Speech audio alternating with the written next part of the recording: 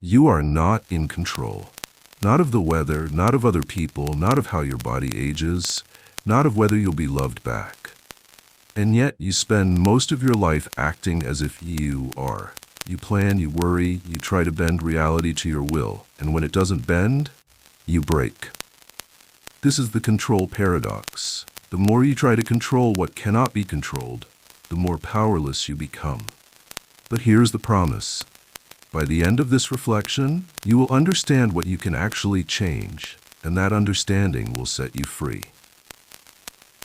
The ancient Stoics had a name for this confusion. They called it the confusion between what is up to us and what is not. Epictetus, a philosopher who lived as a slave before becoming one of the most influential thinkers in history, said that all suffering comes from one mistake: treating things outside your control as if they were inside it. He didn't mean this abstractly. He meant it urgently, practically. He meant that your peace depends on knowing the difference. Consider your reputation. You care deeply about what people think of you. You craft your words carefully, present yourself strategically, worry late at night about how you were perceived. But here is the uncomfortable truth. You do not control your reputation. You can speak with integrity, act with kindness, work with excellence, and still be misunderstood, misrepresented, or ignored. The opinion someone forms of you passes through the filter of their wounds, their biases, their moods. It is theirs, not yours. What is yours then? Only your character. Only the person you actually are when no one is watching. That is the line. On one side, the uncontrollable. On the other, your true power. Now let's reverse the lens. Most people think freedom means having more options, more money, more influence, more ability to shape the world around them. But that is not freedom. That is expansion. And expansion has no ceiling.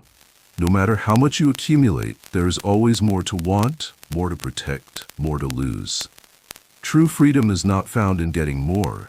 It is found in needing less. It is found in detachment, not the cold, apathetic kind, but the kind that allows you to love deeply without clinging, to work hard without being enslaved by outcomes, to care without being destroyed by what you cannot change. The Stoics called this inner citadel, a place within you that no external event can touch. Let's bring this into the everyday. Imagine you are preparing for an important presentation. You rehearse thoroughly, you refine your slides, you anticipate questions. Then the day arrives and the projector fails, or your colleague takes credit for your idea, or the decision maker in the room is distracted, scrolling through their phone. You feel your heart sink. You feel cheated. But notice what happened. You confused effort with entitlement. You did your part beautifully, but you expected the universe to cooperate. The Stoics would say, you planted the seed well, but you cannot force the rain. Your job was to prepare with excellence. That you controlled. The rest was never yours to begin with. Here is another shift. You think anxiety is a warning system. You think it protects you by simulating disaster so you can prepare. But look closer. Anxiety is not preparation. It is the illusion of control. It is your mind trying to colonize the future, to solve problems that do not yet exist and may never exist. Marcus Aurelius, the Roman emperor who ruled one of the most powerful empires in history, wrote in his private journal, "You have power over your mind, not outside events. Realize this, and you will find strength." He was not speaking theoretically. He was reminding himself in the chaos of war and politics that his true domain was not the battlefield.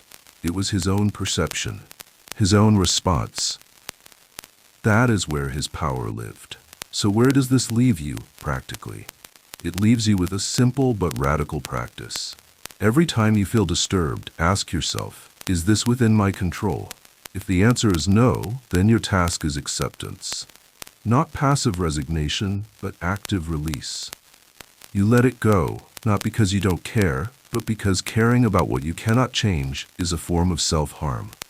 And if the answer is yes, if it is within your control, then act. Do not hope, do not worry, do not wait for conditions to improve.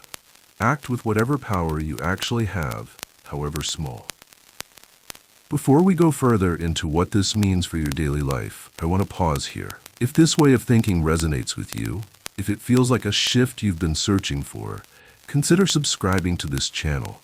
This is a space for those who want to think more deeply, live more intentionally, and find strength not in controlling the world, but in mastering themselves.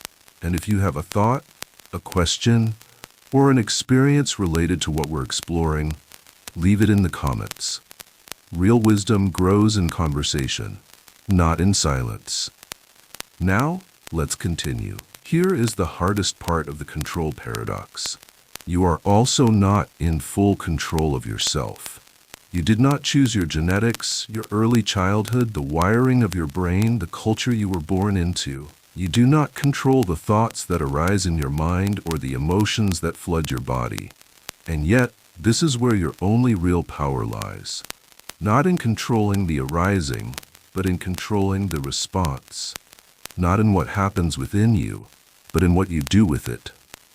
Viktor Frankl, a psychiatrist who survived Nazi concentration camps, wrote that between stimulus and response there is a space, and in that space is our power to choose our response. In our response lies our growth and our freedom. That space, that pause, that breath before you react, that is the territory of the self-controlled life. Let's test this with failure. You fail at something meaningful. A relationship ends, a project collapses, an opportunity slips away. The immediate reaction is to feel that you are the failure. Your identity contracts around the event. But here's the shift. Failure is not a verdict on your worth. It is information. It is feedback. The Stoics practiced something called negative visualization, imagining loss not to be pessimistic, but to prepare emotionally, to reduce the shock of reality. But they also practiced something deeper, the recognition that external failure does not touch internal virtue. You can lose the game and still play it honorably. You can lose the relationship and still love with integrity. You can lose the money and still live with dignity. What you cannot lose, unless you surrender it, is your character. And character is built precisely in moments when everything else is stripped away. Now let's turn to other people. You want to change someone, a partner, a parent, a friend, a coworker. You see clearly what they should do, how they should think, how much better their life would be if they just listened. And so you push, you persuade, you argue, you suffer. But here's the truth. You cannot change another person. Not by force, not by logic, not by love. People change themselves, or they do not change at all. What you can do is model a better way. Live with such clarity and calm that others become curious. Embody the principles you wish they would adopt. This is influence, but it is indirect. It does not demand. It does not control. It invites, and sometimes the invitation is declined. That too must be accepted. Here is the paradox within the paradox. By accepting what you cannot control, you often gain influence you did not expect. When you stop trying to control a conversation, you listen better, and people trust you more. When you stop trying to control an outcome, you act more freely, more creatively, and often produce better results. When you stop trying to control how others see you, you become more authentic, and authenticity is magnetic. The Stoics understood this deeply. They did not withdraw from the world. They engaged fully, but they did so without attachment to results. They acted as if everything depended on them, and accepted as if everything depended on fate. This is not contradiction. This is mastery. Let's bring this into a modern context. You are scrolling through social media. You see injustice, misinformation, cruelty. You feel the urge to correct, to argue, to convince strangers of the truth. But pause. Ask yourself, what is within my control here? You cannot control the algorithm. You cannot control the minds of thousands. You cannot undo the damage already done. But you can control your own attention. You can control whether you spend your limited energy on outrage or on action. You can choose to speak when it matters, to people who might actually listen, in ways that build rather than destroy. This is not apathy. This is precision. This is knowing where your power actually lives. Here is the final shift. The control paradox is not a problem to be solved. It is a tension to be lived. You will always be tempted to control what you cannot. You will always feel the pull to worry, to manipulate, to resist reality. That is part of being human. The practice is not to eliminate that pull, but to notice it, to name it, and to return again and again to what is yours. Your attention, your intention, your response, your effort, your integrity. These are the only territories you govern, and they are enough. They are more than enough. So here is what you can actually change. Not the world, though you may shape it. Not other people, though you may inspire them. Not the past, though you may learn from it. Not the future, though you may prepare for it. You can change your relationship to all of it. You can change the story you tell about what is happening. You can change your response to fear, to loss, to uncertainty. You can change how much energy you waste on battles you were never meant to fight. And in changing that, you change everything that truly matters. The Stoics lived this, not perfectly, but persistently. And they left behind not just ideas, but a way of being. A way that does not promise you control over the storm, but teaches you to stand steady within it. A way that does not promise you happiness, but offers you something far more durable. Peace.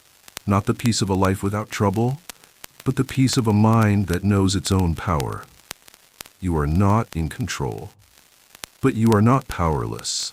And that distinction, that razor-thin line between the two, is where your life is actually lived.